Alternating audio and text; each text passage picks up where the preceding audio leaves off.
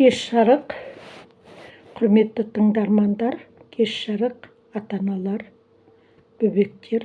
Мен сіздерге арнап бүгін қысқа ертегілер дайындадым, сол ертегілерді тыңдауды ұсынамын. Қағанақбас, қылкеңірдек, шиборбай. Баяғы өткен заманда Қағанақбас, қылкеңірдек, шиборбай үшеуі жолдас екен. Бір күні бұлар бір тоқтырлап айдалаға апарып сатыпты. Тоқтыны бұтарлап, етін қазанға салайын деп жатып, Қағанақбасқа жынын төгіп кел деп қарынды беріпті. Қағанақбас қарынды тысқа алып шыққанда, қара шыбын қарынға да, Қағанақбастың басына да қаптай үймелепті. Басындағы шыбынды қорып қағамын деп Қағанақбас қолын қағы сілтеп өзінің басын ұрып алыпты. Пияладай жұқа төбесі ойылып, шарана шекесі шарт кетіпті. Жұмыртқадай жұқа бас жарылып, жан беріпті. Қағанақбас қалайша кешіпті деп шиборбай далаға шыға келсе, өліп жатқан Қағанақбасты көре салып, әй әттеген-ай деп екі қолымен екі санын салып қалғанда, шиборбай шорт етіп, ол да мүрдем кетіпті. Шиборбайдың даусын естіп, қылкеңірдек сыртқа жүгіріп шығады да, өліп жатқан екі жолдасын көріп, ойбай, бауырларым-ай деп дауыстай бергенде, өзінің қылкеңірдек қылғынып, тыныс ала алмай үзіліп кетіпті. Бұл ертегілер күлкілі ертегі сияқты.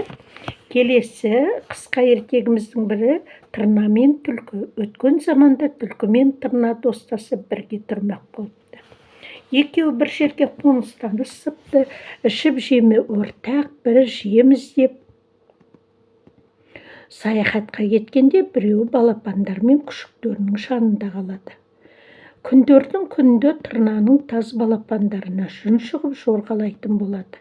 Түлкінің күшіктерді пұшпақ болып құлпырады.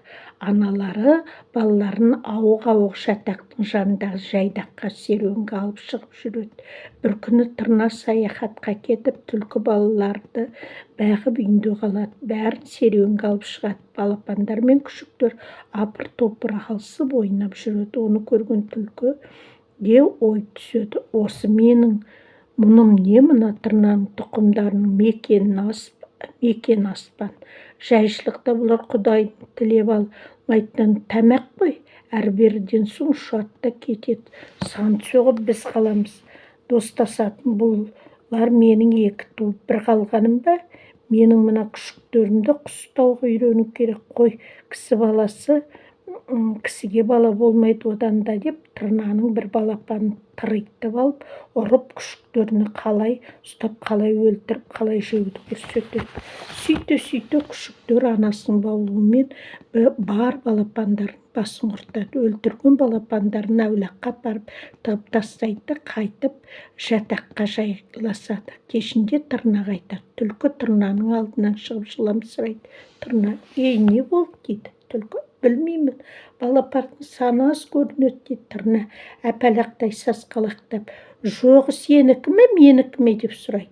Тырнаны қажырта кекетіп: «Әй, байғұс-ай, ойыңның арамай, қанша бауырға тартсам да бөліңтенген сөзіңнің ұшқыны шығады да тұрады.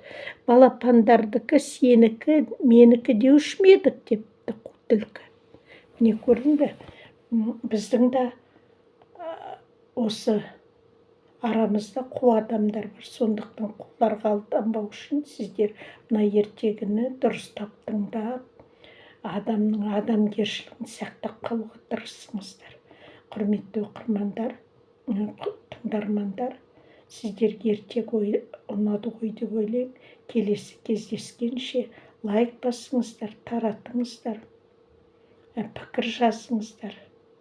Біз әрі қарай каналымызды дамыта берейік.